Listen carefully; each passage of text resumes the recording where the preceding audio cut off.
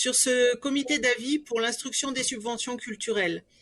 En tant que seul élu de l'opposition, j'insiste, mais j'y reviendrai plus tard, j'ai participé à ce comité d'avis qui s'est déroulé le 12 octobre dernier, présidé par Madame Lheureux en présence des élus, des représentants des services culturels de la ville et des usagers des équipements tirés au sort, mais en l'absence de personnalités qualifiées qui n'avaient pas encore été désignées. À ce sujet, je me pose une question. La politique culturelle de la ville étant loin de faire l'unanimité auprès des acteurs culturels locaux, avez-vous du mal à en trouver qui vous soient totalement dévoués et qui ne risquent pas de critiquer vos choix? Ce comité d'avis a connaissance des projets pour lesquels l'association fait une demande de subvention, du montant de la demande, et s'il y en a déjà eu une, du montant de la subvention obtenue l'année précédente. Par contre, aucune idée, même pas une fourchette concernant le montant de la subvention qui sera attribuée et votée par le conseil municipal. C'est bien dommage. Les agents de la ville, chargés du secteur culturel concerné, ont étudié le dossier et visiblement souvent rencontré les demandeurs. Ils nous présentent donc des arguments pour ou contre l'attribution de la subvention demandée.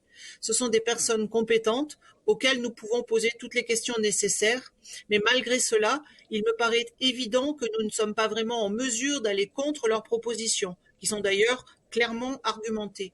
J'en conclus donc que ce comité d'avis est un comité qui ne sert pas à grand-chose, si ce n'est à entériner ce qui nous est proposé par la ville, puisque, je le redis, nous n'avons aucune idée de la somme qui sera finalement attribuée. Je parlais tout à l'heure de la non-désignation des personnalités qualifiées et des raisons qui me paraissaient pouvoir en être la cause. Est-ce aussi parce que vous ne supportez pas qu'on puisse ne pas être en accord avec vous, que vous n'appliquez même pas les règles que vous édictez vous-même et que vous avez d'ailleurs fait voter?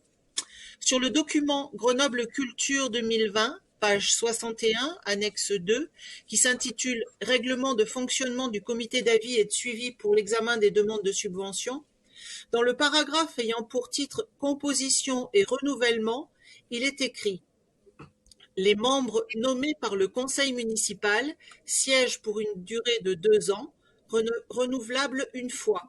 Ils sont au nombre de 19 titulaires, répartis comme il suit: 7 élus du conseil municipal et leurs suppléants, le maire ou son représentant, 4 de la majorité, 2 de l'opposition. Je ne m'étendrai pas sur le reste de la composition, car force est de constater qu'en ce qui concerne les élus, cela ne colle pas, puisque je suis la seule représentante de l'opposition. Encore une fois, vous ne faites que ce que vous voulez au moment où vous le décidez, sans même suivre les règles que vous avez vous-même établies. Ce n'est qu'une malhonnêteté de plus, mais il était nécessaire que les Grenoblois le sachent, et en particulier les membres des oppositions qui, étant déjà sous-représentés dans les désignations, ne trouveront sans doute pas cela de leur goût. Monsieur le maire, que comptez-vous faire pour corriger cet état de fait?